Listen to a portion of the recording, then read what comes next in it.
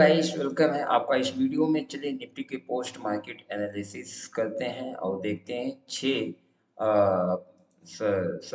मई के दिन निफ्टी कैसा था। ठीक है, तो 6 मई का हिस्टोरिकल डाटा हमने ले लिया है और बारीकी से समझने की कोशिश करते हैं। तो मार्केट ओपन होती है और पहले ट्रिक में हमको जो रेजिस्टेंस है, रेजिस्टेंस 22,800 की स्ट्राइक प्राइस पर दिखाई देता है। WTT यानी 23,000 की स्ट्राइक प्राइस पर WTT था। और सपोर्ट की बात करें तो सपोर्ट 22,500 की स्ट्राइक प्राइस पर दिखाई दे रहा था। उसके बाद दूसरे टिक में जो रेजिस्टेंस है, रेजिस्टेंस 22,600 की स्ट्राइक प्राइस पर शिफ्ट होकर के ये WTV हो जाता है 22,500 की स्ट्राइक प्राइस पर। ठीक है, और जो सपोर्ट है, सपोर्ट 22,500 की स्ट्राइक प्राइस पर जो स्ट्रॉन्ग दिखाई दे रहा था वो अगेन WTT दिखाई देता है। ऐसे केस में जो रेजिस्टेंस है, रेजिस्टेंस हाईली प्रेशर क्रिएट कर रहा था बियरिश साइड। ठीक है, और सपोर्ट जो है, सपोर्ट भी अब बुलिश साइड प्रेशर क्रिएट करने लगा। और हाईली प्रेशर रेजिस्टेंस क्यों क्रिएट कर रहा था? इसलिए है। फिर अगेन WTB भी हो गया, यानी ये एक अच्छा वाला बेरिश प्रेशर क्रिएट कर रहा है और इस बेरिश प्रेशर को रोकने के लिए सपोर्ट भी WTT हो गया। फिर अगेन हमको क्या दिखाई देता है, इसको बारीकी से समझते हैं। फिर अगेन जो है सपोर्ट स्ट्रॉन्ग हो गया 22,500 की स्ट्राइक प्राइस पर। ठीक है, और रेजिस्टेंस भी शिफ्ट हो गया है, यानी डबल शिफ्टिंग करके यहाँ पर स्ट्रॉन्ग होने की कोशिश कर रहा था। 84% ये जो वीकनेस है दिखाई देने लगी। ठीक है, 22,500 की स्ट्राइक प्राइस पर ये शिफ्ट हो गया। और ऐसे केस में हमारे पास जो है कि दो लाइंस क्लियर दिखाई दे रही थी।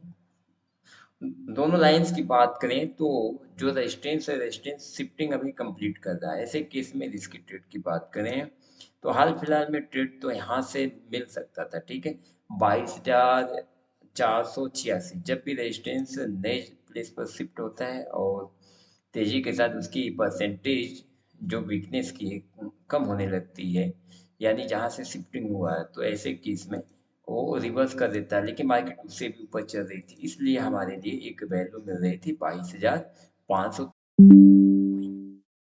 लेकिन ये पहली कैंडल्स के साथ हम लोग ट्रेड नहीं बना सकते थे।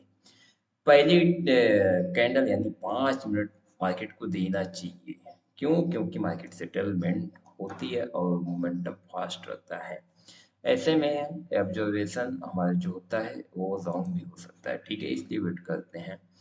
तो चलिए इसको वेट करते हैं, देखते हैं और कुछ परिवर्तन तुमको दिखाई दे रहा है या नहीं दिखाई दे रहा है। ठीक है, तो मार्केट फिर धीरे धीरे धीरे सेम रेजिस्टेंस, यानी जो रेजिस्टेंस शिफ्टेड था, शिफ्टेड रेजिस्टेंस, न्यू रेजिस्टेंस, फिर अगेन शिफ्टिंग किया 22,600 से, फिर 22,500 की स्ट्राइक प्राइस है। फिर ये परसेंटेज जो है, जो शिफ्टिंग अपनी कंप्लीट नहीं कर रहा और इसकी परसेंटेज बढ़ने लगी। ठीक है, तो ऐसे केस में हमारे पास बॉटम की बात करें तो बॉटम ये रेजिस्टेंस शिफ्टिंग है टॉप टू बॉटम, इसलिए EOR-1 की वैल्यू थी। ठीक है, 22,432। चलिए 22,432 पर एक लाइन ड्रॉ कर लेते हैं।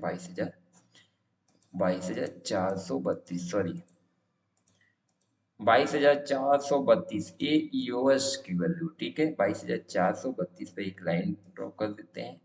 ये यूएस की मार्केट यहाँ पर नहीं रुकेगी। क्यों? क्योंकि रेजिस्टेंस शिफ्टिंग हुआ टॉप से बॉटम पर, इसलिए एक एक्स्ट्रा डाइवर्जन नीचे तक फॉल आता है ऐसे केस में।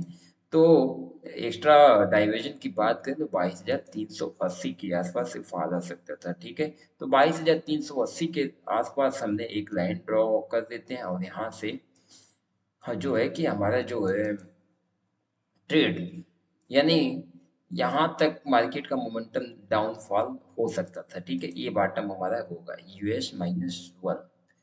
ठीक है, और टॉप की बात करें तो टॉप जो है न्यू EOR+1 था।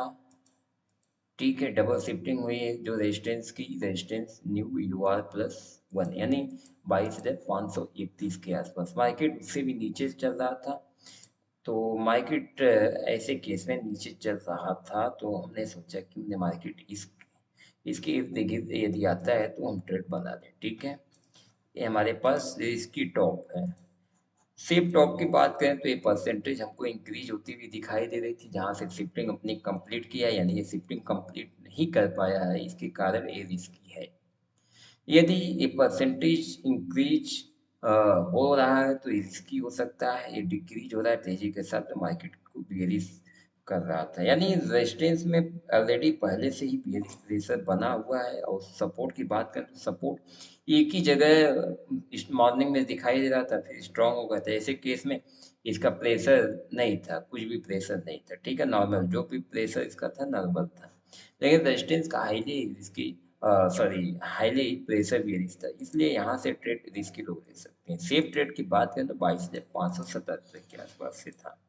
तो चलिए 22,577 78 के आसपास हम एक लाइन ड्रॉ कर देते हैं, 22,577 78, ठीक है, इधर कहीं आ रहा था, ये टॉप की लाइन है। यानी कुल मिला जुला करके हमारे पास सेफ लाइन की बात करें तो सेफ लाइन दो थी, ठीक है। ये इस लाइन को रिमूव कर दें तो ये, हालांकि हमारे पास फोर मैजिकल लाइंस तो हो गई हैं, फोर लाइंस तो दिख रही हैं, लेकिन हमारे पास रियलिटी में दो लाइंस थी, एक बॉटम की 22,380 और दूसरा टॉप की यानी 22,570 के आसपास, ठीक है।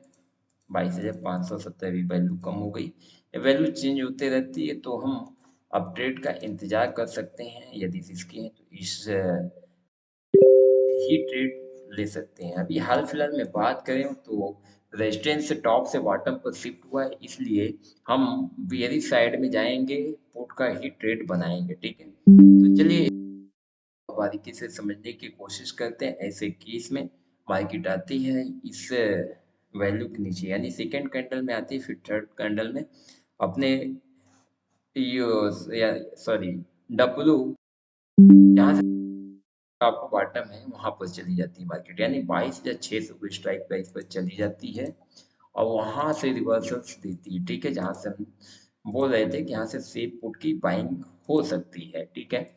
तो सेफ पुट इसलिए क्योंकि रेजिस्टेंस यहाँ से शिफ्टिंग हो रही है, शिफ्टिंग एक कंप्लीट नहीं है, इसलिए यहाँ से सेफ थी। रिस्क बात करें तो रिस्क टॉप यहाँ पर था। यदि परसेंटेज डिक्रीज होता है तो यहाँ से भी ट्रेड ले सकते थे, कोई दिक्कत वाली बात नहीं, फिर भी रिस्की लोग यहाँ से ले सकते थे, यहाँ से एवरेजिंग कर देंगे, ठीक है। तो ये रिस्की ट्रेड था। उसके बाद मार्केट ने एक अच्छा खासा मोमेंटम दिया। वहां से टारगेट की बात करें, यदि आप यहाँ से पुट बनाते हैं, टारगेट की बात करें तो पहला टारगेट आपका ये था, सेकंड टारगेट ये 22,380 था, ठीक है। तो मार्केट बहुत अच्छे के साथ पहली टारगेट को हिट करता है, सेकंड टारगेट को टाइम लगाता है। देखते हैं सेकंड टारगेट के लिए मार्केट क्या करता है। तो हमारे पास एक अच्छा खासा ये सेफ वाला ट्रेड था, जो लोग रिस्की थे उनका कुछ ये सेल लिया हुआ होगा, और उसके बाद यहाँ पर वो लोग एवरेजिंग करने की कोशिश किए होंगे, तो उनको एक अच्छा खासा मोमेंटम मिला, ठीक है। तो कुल मिला जुला करके हमारे पास रिस्की और सेफ दोनों थे, लेकिन ये जो लोग लिए होंगे उनको एवरेजिंग करना पड़ा होगा, ठीक है।